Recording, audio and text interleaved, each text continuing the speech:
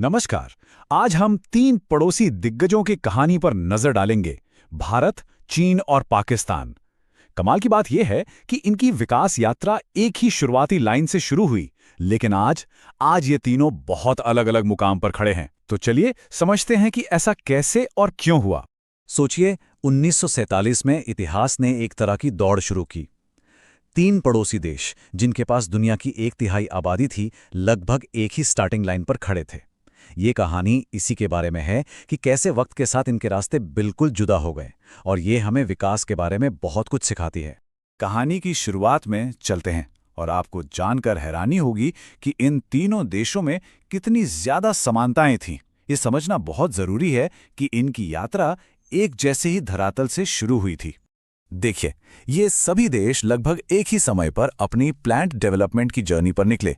1947 में भारत और पाकिस्तान आजाद हुए, 1949 में चीन एक गणतंत्र बना, और 1950 के दशक के मध्य तक तीनों ने अपनी अपनी पंचवर्षीय योजनाएं यानी 5 ईयर प्लान्स भी शुरू कर दिए थे। मतलब शुरुआत लगभग साथ साथ हुई, और दशकों तक इस रेस में कोई साफ साफ विनर नहीं था। इस पर यकीन करना आज थोड़ा मुश्किल लगता है, लेकिन 1980 के दशक तक भारत, चीन और पाकिस्तान की ग्रोथ रेट्स और पर कैपिटा इनकम लगभग एक जैसी थीं, और यही बात उनके बाद के अलग-अलग रास्तों को और भी ज्यादा दिलचस्प बना देती है। तो फिर बदला क्या? यहीं से कहानी में एक बहुत ही इंटरेस्टिंग मोड़ आता है। वो दौर जहां कुछ बड़े नीतिगत फैसलों ने हर देश को एक अलग ही ट्रैक पर डाल दिया। और ये था वो बुनियादी फर्क। एक तरफ भारत और पाकिस्तान ने मिक्स्ड इकोनॉमी को चुना, मतलब जहां सरकारी और प्राइवेट दोनों सेक्टर्स की भूमिका थी। वहीं दूसरी ओर चीन ने कमांड इकोनॉमी बनाई, जहां सरकार का इकोनॉमी के हर जरूरी हिस्से पर पूरा कंट्रोल था। चीन के इतिहास में एक बहुत बड़ा टर्निंग पॉइंट था ग्रेट लीप फॉरवर्ड।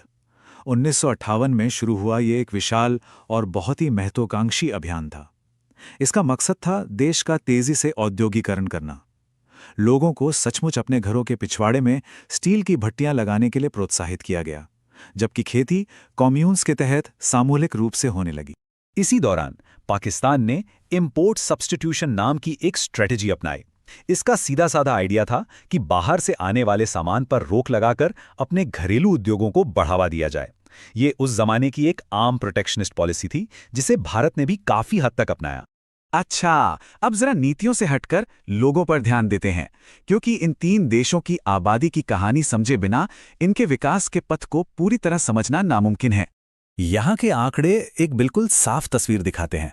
भारत और चीन की आबादी बहुत बड़ी है, इसमें कोई शक नहीं, लेकिन सबसे बड़ा अंतर है इनकी ग्रोथ रेट में। पाकिस्तान की आबादी तेजी से बढ़ रही है, भारत की धीमी गति से, जबकि चीन की आबादी वो असल में घट रही है।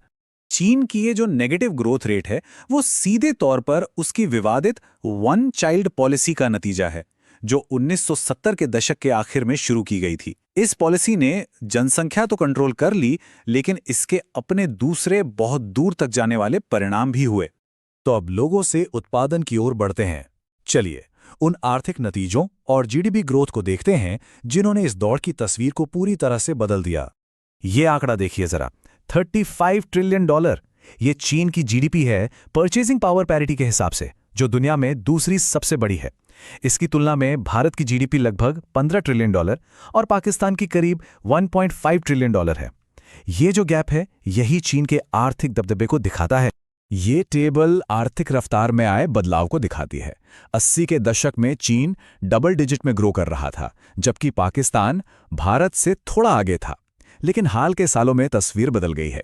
चीन की ग्रोथ धीमी हुई है, जबकि भारत की रफ्तार बढ़ी है।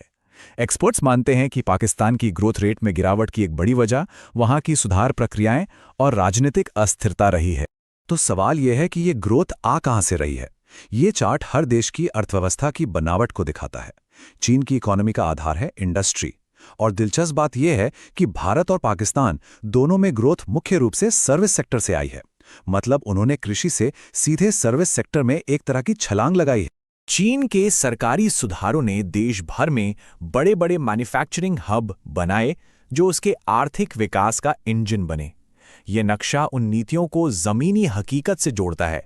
ये दिखाता है कि कैसे कागज पर लिए गए फैसले जमीन पर विकास का एक पूरा नक्शा बदल देते हैं। लेकिन क्या विकास का मतलब सिर्फ पैसा और जीडीपी होता है? बिल्कुल नहीं। ये लोगों की जिंदगी, उनकी सेहत, उनकी शिक्षा के बारे में भी है। तो चलिए अब सिर्फ आर्थिक आंकड़ों से आगे बढ़कर मानव विकास पर ध्यान देते हैं।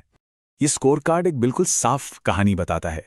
चीन मानव विकास के ज्यादातर पैमानों पर भारत और पाकिस्तान से काफी आगे है, चाहे वो ओवरऑल ह्यूमन डेवलपमेंट इंडेक्स हो, लाइफ एक्सपेक्टेंसी हो या गरीबी। शिशु मृत्यु दर में ये जमीन आसमान का फर्क देखिए। ये एक ऐसा आंकड़ा है जो दिखाता है कि अलग अलग विकास के रास्तों का लोगों की जिंदगी पर कितना असल और कितना गहरा असर पड़ता है। तो चलिए अब अंतिम विश्लेषण की ओर बढ़ते हैं। इन इतने अलग अलग नतीजों के पीछे की असली वजह क्या है और इस पूरी दौड़ से हम क्या सबक सीख सकते हैं? एक्सपर्ट्स चीन की सफलता का श्रेय उन चीजों को देते हैं जो 1978 के बड़े सुधारों से पहले ही की जा चुकी थीं, जैसे हेल्थ और एजुकेशन में भारी निवेश, सफल भूमि सुधार और सुधारों को पहले छोटे पैमाने पर आजमाने की रणनीति। इन सब ने सफलता के लिए एक मजबूत नींव रखी। इसके ठीक उलट पाकिस्तान में कहानी बिल्कुल अलग है। वहां के विद्वानों का तर्क है कि सुधार प्रक्रिया जब राजनीतिक अस्थिरता के साथ मिली तो उसने आर्थिक संकेतों को सुधारने की बजाय और बिगाड़ दिया। लेकिन क्या ये नंबर ही पूरी कहानी बताते हैं? यहां एक बहुत जरूरी सवाल उठता है। ये कोट हमें याद दिलाता है कि ह्यूमन डेवलपमेंट इंडेक्स जैसी पारंपरिक माप शायद अधूरी हैं, क्योंकि ये नागरिकों के अधिकार और उनकी आज़ादी जैसे जरूरी पहलुओं को नहीं मापती। और यही सोच हमें इस आखिरी और सबसे बड़े सवाल पर लाकर छोड़ देती है। क्या विकास का मतलब सिर्फ जीडीपी और आंकड़ों की बढ़त है, या फिर इसका संबंध स्वतंत्रता, खुशी और लोगों की बेहतर जिंदगी से भी है? विकास की इस दौड़ को जीतने का असल में क्या मतलब है? इस सवाल के साथ हम आपको छोड़े जाते हैं।